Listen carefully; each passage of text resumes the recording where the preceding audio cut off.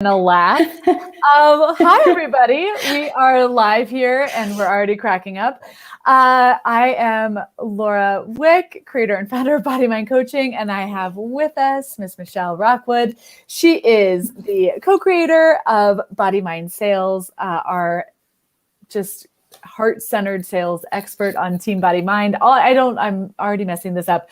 But today we're here to talk about what is a heart-centered sales conversation and how it might be different from what a lot of people think about when they think about sales. Did I get that? Yeah, you got it pretty right. Good job, Laura. It's a Friday, And, Laura and I were just making jokes because we have, we spend a lot of time on Zoom like you guys all do. And we have that ring light. And Laura was joking that her vision is going bad. And I also was listening to a late night talk show the other day, and they said there's been more UFO sightings, than ever before. And I just thought it was funny because now I'm constantly picturing, UFOs and the pattern of the light. But yes, we are talking about sales today. And we're talking about, mostly I'm driving Laura crazy, talking about my mission in life, which is one, to improve everyone's sales conversation so that they can sell their brilliance and make money for all that they do. But what I'm really making her crazy about today is this thing called choice. And I if I can die and, I don't know, 100,000 people or something can host sales conversations differently, where instead of bringing the client, their goal, instead of bringing the client to a yes, is to bring a client to choice. And so I was explaining to Laura more and more about what I mean by that and what I want people to take from that. And what I was explaining is, think about it. I get on a sales call with you. You tell me all about the things you do. And I'm like, great. Well, this sounds wonderful. Could I do that myself? Does somebody charge half as much? Do I really need this? What are my alternative choices? And I need somebody to help me think through that. Mm-hmm. And as the expert, you're in an amazing place to help me make that decision. And what I've realized is that's just naturally something I want to do, is to help a client come to a decision. Hey, there's this option here, and here's why it's awesome. But then there's this alternative option, and there's another alternative option, and another one. I still, based on my expertise, I can truly in my heart tell you that I happen to think mine's the best. Mm-hmm. But here's the steps you can take to figure that out. And let's talk through them. So I see some people joining us, by the way, and I just want to make sure, say hi, let us know where you're joining us from. Also, let us know the sound is coming through. So Michelle, when you talk about choice, I have a couple questions here.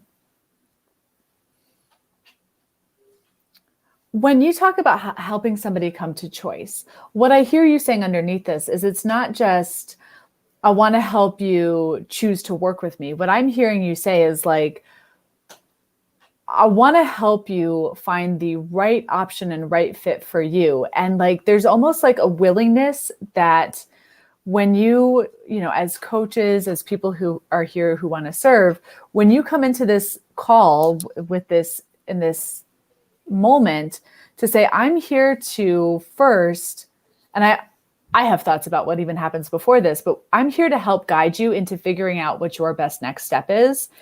And it might be with you and it might not be with you. Yes. And there's a freedom that happens for you and for them when you honor and acknowledge that at the beginning. You've said that much more beautifully than I did. Yes, that's freedom. That's conversation. And that's connection. Yeah. And that's a really, really big difference than chasing, convincing, pitching. That's a completely different conversation. Yeah. Can I talk about something else that I know is, this actually came up this past week on our call on BodyMind Coaching, and your camera's a little blurry. Are you seeing this too, or is this just me? Is it? Yeah, we're having, yay. Now I see it. So So when we talk about choice and what one of the things that we really believe here, this is within body mind, this is, within sales, within your business. For us, when we owned that sales is about choice, not about getting somebody to a specific outcome, I know that opened up, like just energetically, that opened up for us. But one thing that came up in Body Mind Coaching this week is that you can't even help people make the choice of what option is best for them or what support they need until they actually choose to acknowledge that they have something that they want to address and that they want to actually move towards the goal or fix the problem. Or I don't think there's problems, so I watch my language on that one. But like, you can't help somebody figure out what the best choice is if they haven't decided they want to change. They want to make the choice to move, to change. Yeah. Absolutely. Yes. And for me, I think that's the biggest place where so many heart-centered practitioners, coaches mess up sales. Because you haven't done the fundamental job of ensuring that the client is ready physically and mentally to take that next step forward. Yeah. I mean, I think sometimes some people haven't acknowledged that there's something that they want to address. Like, so when you think about the sales conversation, and what I so love, and I think this is the element of where body mind coaching or body mind comes in, is they're having this experience. They need a place to kind of like go through what's showing up, filter through the thoughts, filter through the energy, filter through the emotions, and get to a place where they can actually have a perspective that they, I'm watching my words here because I really want to be clear that like they get to a place where they decide that they're ready to move forward with something. I don't want to say that's like fixing a problem because I think sometimes I have issues with that, but like they come to a place where they say, I am enough. My goal, I'm worthy of going after my goal. It's safe for me to have dreams and desires. And I'm choosing right now that I'm going to make that happen. And then from there, everything you're saying is like, when they make that choice, they need an expert who can help them see what path is best going to support them there. Would you say that's correct? That's perfect. Yes, absolutely. So what I'm describing is what you're describing needs to come first.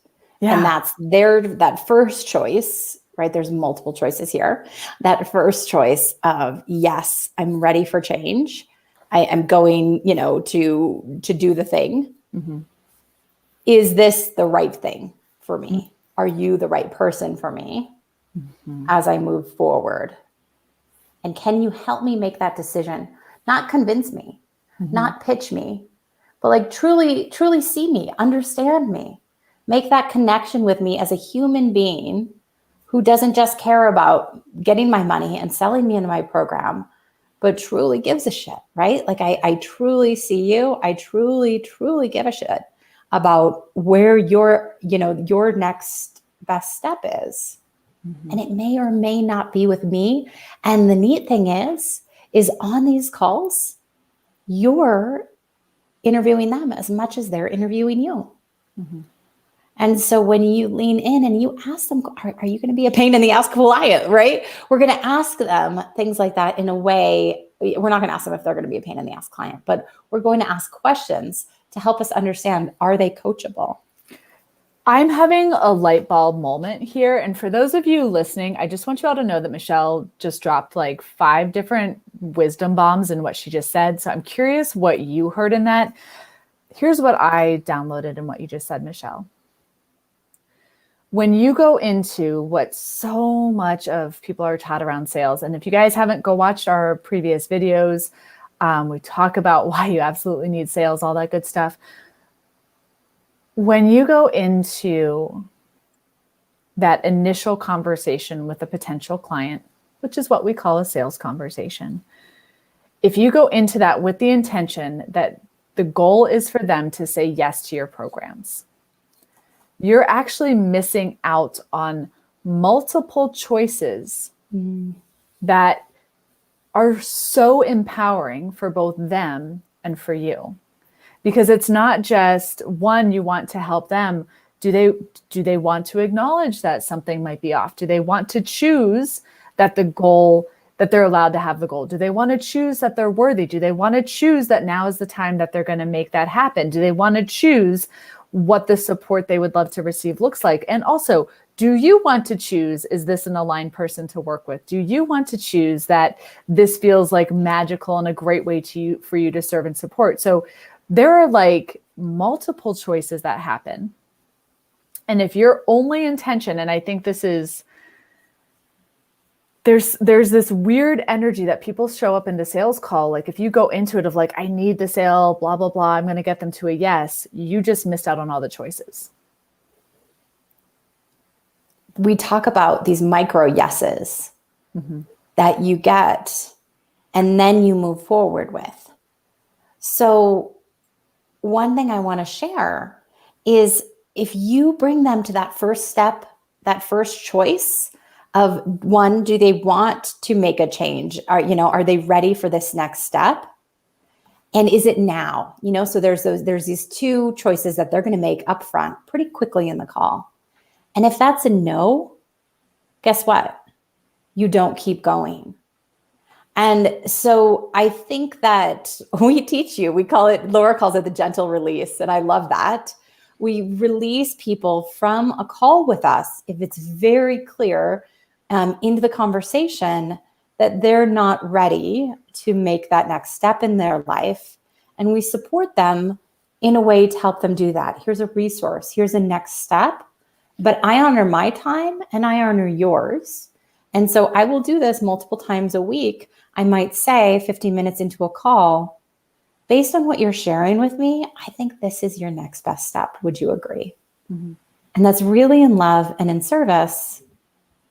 So as you move through, there's that, are you making a choice here? Are you making a choice? And you're getting a yes. And then you move on to the next choice and the next choice. And the final choice is to work with you. Can I give a little color commentary on this one? Go for it. Okay. I'm just thinking about how, and if you've ever had a client that feels this way, how many of you have the client that just comes in and is like bitching and moaning, this is wrong, this is wrong, this is wrong, this is wrong, this is wrong. Can you fix this? Just fix me, right? I know I come from the massage world. So for those of you listening who do any kind of holistic practice, but I think this is true for some coaches. Like people show up and they don't want to take ownership. And so if you're coming into the sales call thinking that the goal is to get them to yes, and they're coming into a sales call with an energy of wanting somebody else to fix it, nobody is coming to an empowered space of making choice. And what Michelle just did there when she talks about, and this is something that, I know you're sharing here, there's definitely some skill and some grace that comes with it. But if you have a client who think about it this way. If you have somebody who shows up, oh my God, this hurts, I'm sick of this, my partner does this, my la la la la la la la la la la la la la.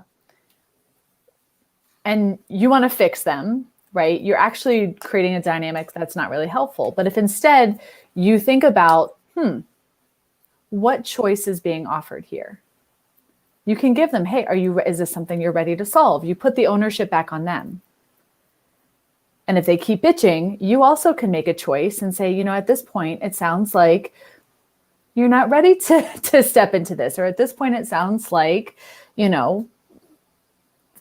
are your priorities. And here's something that can support you. Call me when you're ready. But just notice in that little micro engagement, because I remember when I worked at spas, like people just bitched and moaned, and then can you fix it? And if you can just sit there and say, my role is not to fix you or get you to a certain place. My role is to help you make a choice. The whole dynamic changes. And it actually serves them so much more. So what you're describing, one is the victim mentality, right? And, you're also describing calling people on their BS in a loving way that really sets a fierce boundary from the beginning. We talk about how the enrollment conversation isn't different from your coaching practice. Like, you can't show up one way to the sales call, right, and allow somebody to walk all over you and bitch, and then jump on a coaching call and hold this fierce boundary. You need to hold it right from the beginning. And what's neat is you get to see how they react. So if you have somebody with a victim mentality, which right away I can hear on your calls, if it's somebody with a victim mentality, I'm like, right? And so I will, as Laura's describing, lovingly ask them, right? Do they want to continue on this path, or are they ready to move forward, to stop blaming others, to take responsibility, blah, blah, blah, blah, blah. If they respond appropriately to my boundary I put up, then I will continue to move forward in the conversation and consider working with that person. Does that make sense? It does. And you're bringing something up for me that I think might be fun. And I'm curious what y'all listening are hearing in this. I would love to know, we're here to talk about what is a heart-centered conversation. What are some misconceptions that coaches, holistic practitioners, service providers think is heart-centered that actually isn't? Coaching on a call. Tell me more about that. Oh my goodness, you guys. If the surest way to lose a wonderful, potentially wonderful client is to start coaching and giving advice on the sales call. And this is true no matter what industry you're in. So if you are selling copywriting, graphic design, Facebook ads, and you start suggesting to me, right, how I should run a campaign or how I should do the things, and I'm going to try to get you to do it, right? I'm going to try to get you to do it as the client because I want the answer. I want the fix. I want the things. It's the surest way to lose a sale because that person has not invested in themselves. You are not in a container of support. You have not earned that trust and respect from them. And they're going to go, are you sure? I don't know. I don't know if that's the right choice for me. And Laura, they're also going to have to realize that this is work. You know, like, go ahead. I know you have something to say. Oh, y'all can tell when I have something to say. So number one misconception of heart-centered, thinking that if you just coach somebody, another way I've heard this is I'm going to let my work speak for itself. Yes. Right. So just know that when you think that you're going to let your work speak for itself, when you're going to coach somebody before they have made the choice that they actually want to that they've chosen themselves, they've chosen they want to move forward, that they're ready, like before they have made choice, you are actually robbing them of the very thing that they want. Because what's happened is you have just taken responsibility, and they will feel like they have the answer without actually having to do the thing that's going to get them there.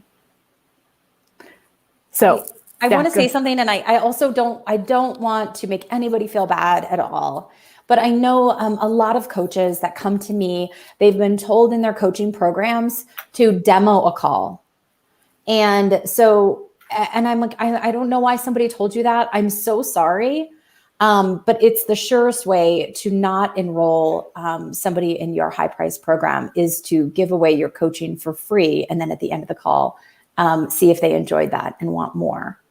If you've had a little bit of success with that, you'll continue to have a little bit of success with that. It'll work here and there, you know, and that's the hard part. But it is not going to bring you a successful business that you can live, you know, the way that you desire in that pattern. So I don't know who's telling that. Sorry, I'm going to go find them. Well, and this is the thing. I think a big reason why we're here is because we know so many coaching programs out there don't teach sales. The sales, why don't they? I've literally been knocking on every door going, why don't they?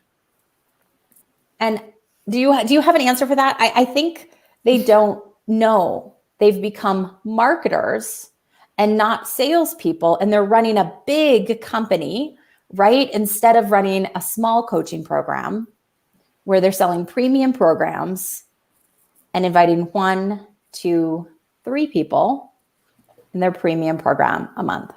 Mm-hmm. So they simply don't know. They don't know. Well, and I mean, my perspective on this is, as service providers, we just want to help people. And I think this goes back to the misconceptions that sales is greedy, selfish, manipulative. And I agree that if sales is taught as the goal is to get somebody to purchase, of course, coaching services, programs, and whatever don't want to teach that, because that goes against the very skill and modality that you're teaching. Bingo. So, yep.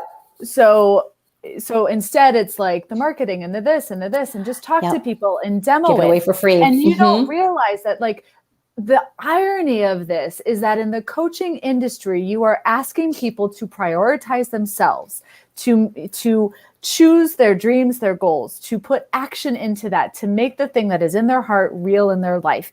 And when you show up to a coaching call devaluing the very thing that you're asking them to do, how the fuck are you supposed to sell them into the thing that you're not doing for yourself or demonstrating in that moment? Drop the mic. Boom.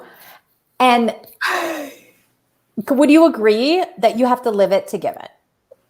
Yes. Right. We all agree as coaches, as heart-centered practitioners, if the life that you are living behind the scenes is different from the one that you are, showing up as on your social media, in your coaching, all the things, if that's different, people will know. You can get away with it for a little bit, but people's BS radars are sky high and they will know.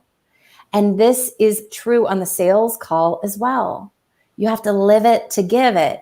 You have to have fierce boundaries. You have to come into your embodiment before that call. You have to make sure you're taking the call at a time that feels really good to you. And you have to prepare and you have to practice. I love that you mentioned the embodiment piece of this, because I think when you are embodied in the sales conversation, it's not about the words. This is why scripts feel like shit, right? When you live in that embodiment, it is the energy that people are looking for. And if they can feel that and experience that, it gives them permission to choose it for themselves. And when they choose that for themselves, they're naturally going to say, well, how can you help me get there? And so, like, when you are showing up for choice, the sale happens. Yeah. When you're showing up for the sale, you've missed the real opportunity that people are looking for. And this is why, embodiment is the core of this. Like, heart-centered is the core of it, but it's not heart-centered in sacrifice. It's not heart-centered as in give it away for free and spend 2 hours, demonstrating. Like, there's this weird thing that, like, heart-centered people think they need to prove. The truth is you need to demonstrate. And there ain't nothing heart-centered about giving your client a kick in the booty to take their next steps. When you don't give them that kick in the ass and call them on their bullshit and say, you are ready. I understand you're scared. I'm going to be here to serve and support the hell out of you each step of the way. When you don't speak your truth and you play it small, you rob them of the experience of their next step. And ain't nothing heart-centered about that. No. So if you think you're being nice and kind by not taking the money for your client or not providing the opportunity for them to work with you, you are kidding yourself. That is nothing kind. There's nothing kind about that. Nothing. Well, I think we need to do another live on just that topic right there.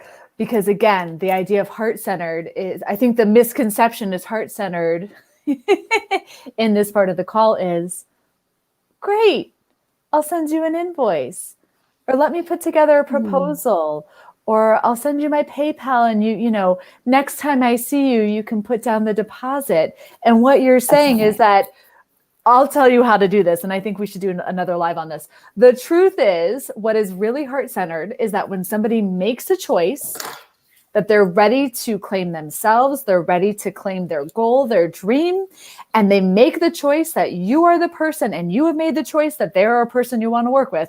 When that choice is made, right? You absolutely, the most heart-centered thing you can do is take the money. And here is why. Can I say why? Because I'm really excited. You can say why. They are addicted to their bullshit. And if you don't take the money and they get off the phone, they will go back. And the next day they'll say, oh, I thought about it and I can't do this right now. And their habits, their patterns, their gremlins, their fears are looking for any excuse not to move forward. And if you let them off the hook without activating it through the energetic exchange of money, they will go back to their addiction of playing small, of not valuing themselves, of staying in the same shit. I once heard, I'm going to finish this. Go. I once heard that, and this is like a horrible example, and I think it's very true. When do you take an addict to rehab? When? The moment they say they're ready to go. Let me phrase that better because we know we want to get them sooner. If an addict says that they're ready to go to rehab, do you say, great, I'll pick you up tomorrow morning? No, you say, get in the car, we're going. That's like, you have to think about it for coaches, for people who are like, you want so desperately to help people. When they say, yes, I am ready, let's do this. Listen. Right? Yes. Listen and love them enough to take the money because they will do anything in their power to avoid the change that they know they need to do. I love it. All right. Do it, people. Do it. We went. So I think just to recap, Heartcentered is not giving it away for free. It's not having 2-hour conversations. It's not coaching and hoping your work will speak for itself. Heartcentered sales is holding the energy that the client is ready to step into. And just really like when they make that choice, the heart-centered thing to do is to love them enough to hold them in that and say yes and move forward and activate it. Absolutely. Yes. All right. Thanks, everybody. You guys, grab the mini training if you haven't already. You can head over to bodymindsales.com. You can download this training, not download it, actually just watch it right away. You have instant access. And some of these things that we're going to talk about, we're going to give you like really specific steps. You know, we talked about getting your client in the right mindset and you being embodied on that call. Well, this training is going to help you very simply take the steps that you need to do before your next sales call to do just that. Awesome. Be sure to let us know what you thought about it in the comments below and in the survey after you watch. Talk to you later. Thanks, everybody. Thanks. Have a great day.